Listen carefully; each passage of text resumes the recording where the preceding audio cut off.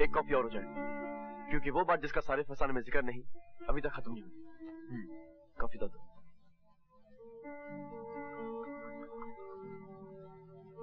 Thank you. बस तुमने मेरी कहानी तो पूरी सुन ली है। अब मैं तुम्हें एक अदद फुटनोट सुनाता हूँ। फुटनोट यह है कि आम आदमी के खून की तरह मेरा खून भी लाल ही है, ब्लू नहीं। Don't talk rubbish. मैं तो खानदान वानदान और बैकग्राउंड के चक्कर में पड़ती ही नहीं। असल चीज तो आदमी है, द इंडिविजुअल। मैं गंगा जमुना बैकग्राउंड वाले बहुत से लिटरों को जानती हूँ। उनके ब्लू ब्लड से इतनी बदबू आती है कि तुम मिनट भर उनके पास ठहर नहीं सकते। यानी आई हैव अ चांस? यानी you have more than a chance. You are a fighter यार। और मैं अभी अपनी स्टेटमेंट पर एक किस लगाने को भी तैयार हूँ। किस को तो अभी टाली जाओ, क्योंकि मुझे अभी एक किस से ज्यादा एक केस की जरूरत है। केस? तुम मेरे किस पर एक केस को प्रेफरेंस दोगे? वो किस तो मेरा हो ही चुका है, राइट? मगर अभी मैंने उस किस पर अपना हक कहाँ साबित किया है? ये तो साबित कर लेने दो कि मैं एक फाइटर हूँ, और ये साबित करने के लिए मुझे एक ऐसा केस चाहिए जो मेरी वकालत को अपने पैरों पर खड़ा कर सके। पैरों पर खड़ा कर सके? I got it. Got it? Got what? I mean पैर। एक case. Case of the missing feet. Hi everybody. Grandpa. ये है मेरे दोस्त वासुदेव गुजराल। नमस्ते। ये बोल नहीं सकते, और ये है मम्मी। ये देख नहीं सकती, और ये है। इन्हें तो मैं पहचानता हूँ। ये है तुम्हारी dance teacher Judy. Hi Judy.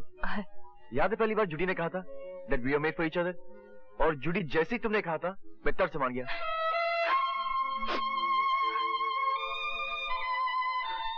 So Judy, how's life? How's your dancing life? Life? Dancing life?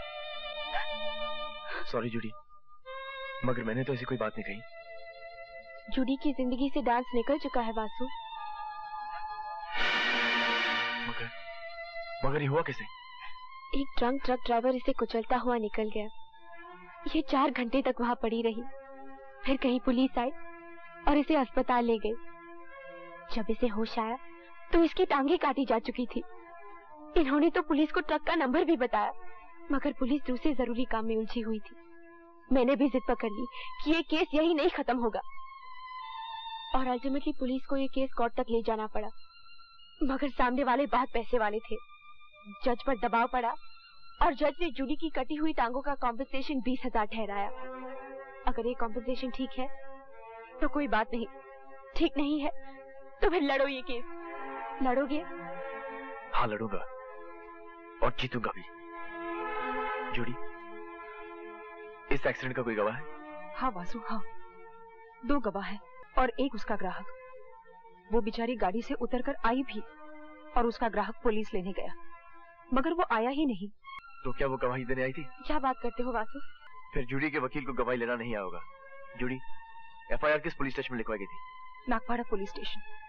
Nagpada. मगर मेरी मानिए तो आप इस केस में हाथ मत डालिए। क्यों? क्योंकि रत्नाबाई को आप नहीं जानते। उसकी ताकत और उसकी पहुंच को मैं अच्छी तरह जानता हूँ। रत्नाबाई जो कुछ भी हो, कानून से बड़ी तो नहीं होगी इंस्पेक्टर सामंत। पता नहीं। खैर, उनका कद नाप कर आपको बता दूंगा। फिलहाल आप मुझे उनका पता बताइए। देखो साहब, वो हरामी असली पुलिस वाला अफसर है, बीवी बच्चे वाला भी है।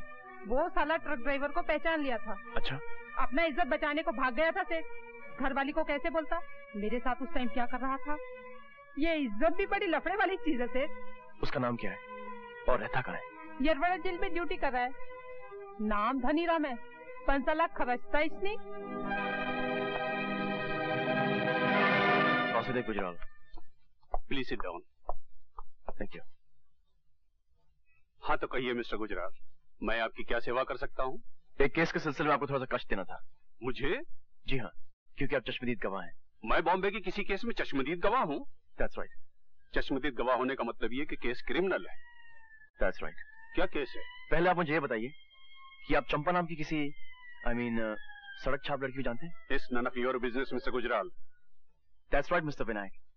मगर इन दैट केस मुझे आपको समन करना पड़ेगा, और वो मैं करना नहीं चाहता, क्योंकि कुछ ही दिनों में आप रिटायर होने वाले हैं और आपका सर्विस रिकॉर्ड बेदाग है। मिस्टर विनायक, मैं अपना होमवर्क करके आया हूँ। मुझे आपसे सिर्फ इन्फॉर्मेशन चाहिए, और वो भी ऑफ द रिकॉर्ड, वरना खामा आपकी घरेलू जिंदगी गड़बड़ हो जाएगी। Thank you. मिस्टर विनायक, कुछ दिनों पहले आपने ग्रांट रोड पर एक कार एक्सीडेंट देखा था। ग्रैंड रोड पर? याद कीजिए, चंपा भी आपके साथ थी। गलती उस घायल होने वाली औरत की थी या उस ड्राइवर की? ड्राइवर की। Are you sure? 100%। कानून मुर्दा लफ्जों का ढेर नहीं है योर ऑनर। कानून आंखों पे पट्टी बांधे हाथ में तराजू लिए खड़ी कोई मूर्ति भी नहीं है। कानून समाज की जीवन प्रणाली है, समाज की शह रग है। मैं ये सब इसलिए कह रहा हूं योर ऑनर, क्योंकि इस केस में कानून ने अन्याय ही नहीं बल्कि अपना अपमान भी किया है। मिस्टर गुजराल, आप कंटेम्प्ट ऑफ कोर्ट की सीमा रेखा तक आ चुके हैं। सच कभी अदालत की तौहीन नहीं कर सकते योर ऑनर, लेकिन आप पहले पूरा सच तो सुन लें। आपने उस लड़की की हालत नहीं देखी जिसकी फरियाद लेकर मैं आपके पास आया हूं। वो एक डांसर थी, डांस ही उसकी जिंदगी थी और उसकी रोजी भी। उसके घुंघरू उसके खानदान का पेट पालते थे, उसके घुंघरू उसके छोटे भाई बहन की स्कूल की फीस देते थे, अंधी मां की दवाई का दाम देते थे, घर का किराया देते थे, बिजली का बिल देते थे। लेकिन योर ऑनर, घुंघरू पहनने के लिए तो पैरों की जरूरत होती है जो अब जूडी के पास नहीं है। इसलिए मैं अदालत को यह बताने की कोशिश कर रहा हूं कि उस एक्सीडेंट में जूडी की टांगें नहीं कटी थी, उस एक्सीडेंट में जूडी की खानदान की जिंदगी कट गई थी। एक खानदान की जिंदगी का मुआवजा सिर्फ 20,000, सिर्फ 20,000 your honour. But mister Gujral. Your honour, मैं यहां मुआवजा मांगने नहीं आया हूं, मैं यहां इंसाफ की तलाश में आया हूं, क्योंकि इंसाफ ही उस औरत के जख्मों का मलहम बन सकता है। मगर कानून सिर्फ कटी हुई टांगों का मुआवजा दे सकता है मिस्टर गुजराल। मैं मानता हूं योर ऑनर, मगर पहले उस पैर की कीमत तय करनी पड़ेगी। एक डांसर की पैर की कीमत क्या हो सकती है योर ऑनर?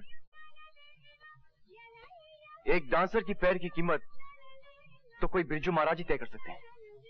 मैं समझता हूं mister Gujral, I understand. No your honour, you still don't understand. अब तक इस अदालत ने मिस जूडी को देखा ही नहीं, इसलिए मैं दरख्वास्त करूंगा कि यह अदालत एक कमीशन बनकर मिस जूडी के घर चले और देखे कि उस घर में मिस जूडी के कटे हुए पैरों का क्या मतलब है, और उन कटे हुए पैरों का मतलब समझ लेने के बाद यह अदालत मिस जूडी के लिए कोई मुनासिब मुआवजा तय करे। That's all your honour.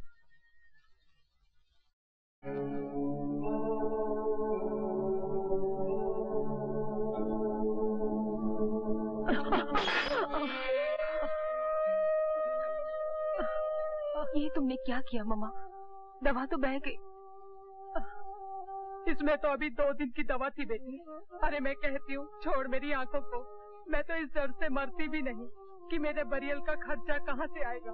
7 रुपए 80 पैसा फेंकने की कोई जरूरत नहीं, मैं तो अंधी ही ठीक हूँ। यस मम्मा, तुम अंधी ठीक हो, मैं लंगड़ी ठीक हूँ, और ग्रैंडपा गूंगे ठीक है, मगर टोनी, जॉनी और लीजा के लिए क्या ठीक रहेगा? वैसे स्कूल से इन तीनों का नाम कट चुका है। खैर, टोनी और जॉनी किस्सा विसा काट के जी लेंगे, मगर लीजा क्या करेगी मम्मा, क्या करेगी? अब अंदर चलें योर ऑनर।